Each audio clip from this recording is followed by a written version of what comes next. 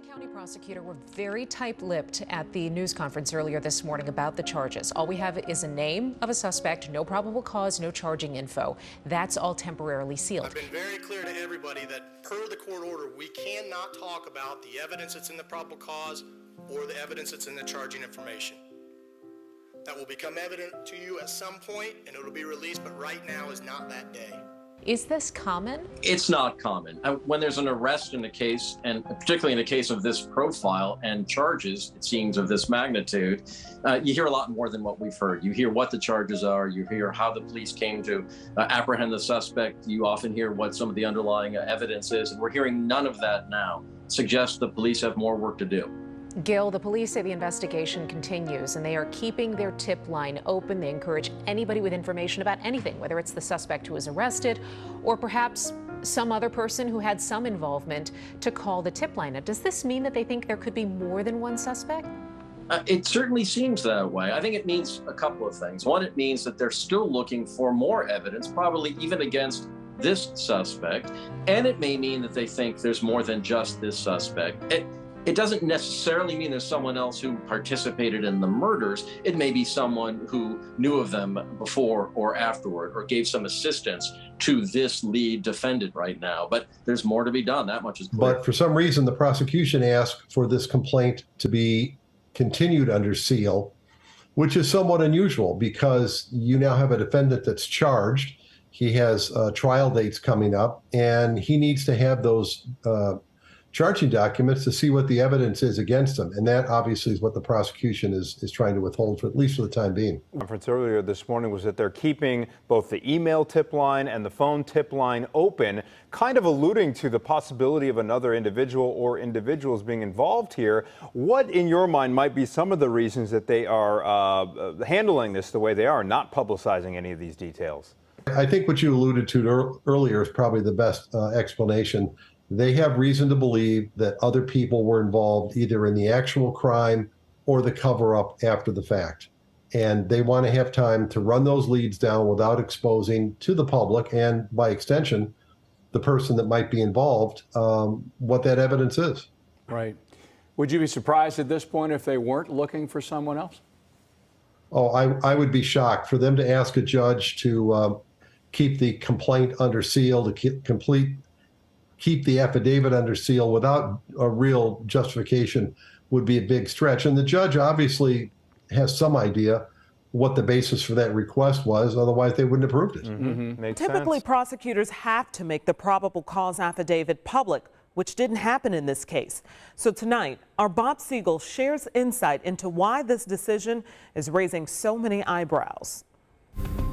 A probable cause affidavit explains why someone is charged with a crime, and the law says that document must be publicly filed once the charge takes place. But in this case, that is not happening. The probable cause and the charging information has been sealed by the court. The prosecutor says he asked a judge to keep the document under seal because the investigation is ongoing and investigators want more tips from the public. It is surprising. Novella Neediff spent 2 decades as a public defender and now teaches law at Indiana University. She says she's never heard of a prosecutor keeping a probable cause affidavit secret in such a high-profile case. She says releasing the information helps ensure due process for the defendant and allows the public to ask important questions. In this case, both of those things are in jeopardy because the case is essentially being kept secret. A hearing will be held to challenge that decision, but that could be weeks away. As Mr. Riley stated, we're not going to discuss the specific aspects of the investigation today. I've directed all law enforcement to review all requests with me, all public requests, before a response is given. That is simply to protect the integrity of the case. My main goal is to protect this case, to make sure that we don't do anything to jeopardize trying this case once we have someone arrested. And so in that vein, please be patient with any request that you make. Please understand that when you make a request through law enforcement, that they've got to meet with me, and we're going to meet as a group and give you an answer if we can, an answer that we can give you that doesn't compromise, again, the integrity of the case. Again, I appreciate everyone's patience, and I know everyone has the same goal that we have. And again, that's to bring the individual responsible for these actions to justice. So I hope everyone understands and appreciates that. I hope everybody understands and appreciates the process, and hopefully we can work together.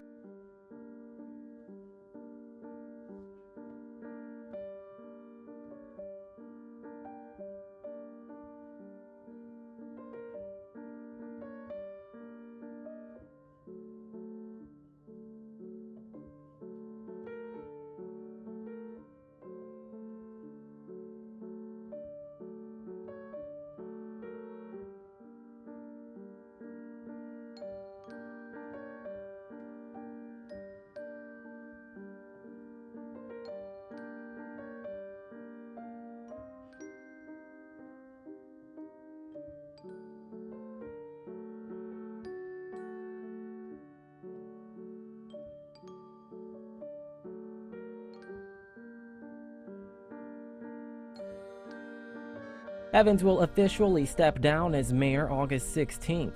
He'll continue serving the community as the chief deputy prosecutor under Carroll County Prosecutor Nicholas McLeland. In high school, I actually got to intern at the prosecutor's office thinking I would become an attorney.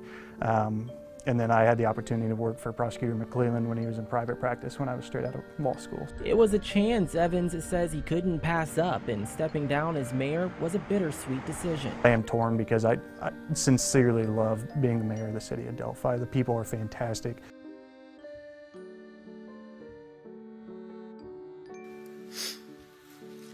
This is really important. While I know you are all expecting final details today concerning this arrest, today is not that day.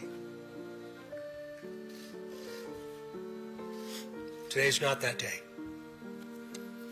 This investigation is far from complete, and we will not jeopardize its integrity by releasing or discussing documents or information before the appropriate time.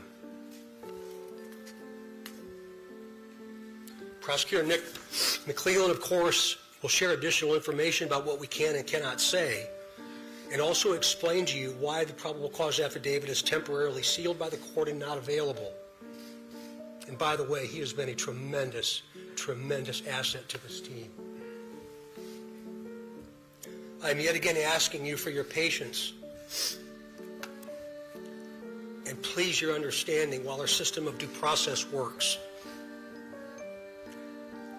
Also remember that all persons arrested are presumed innocent.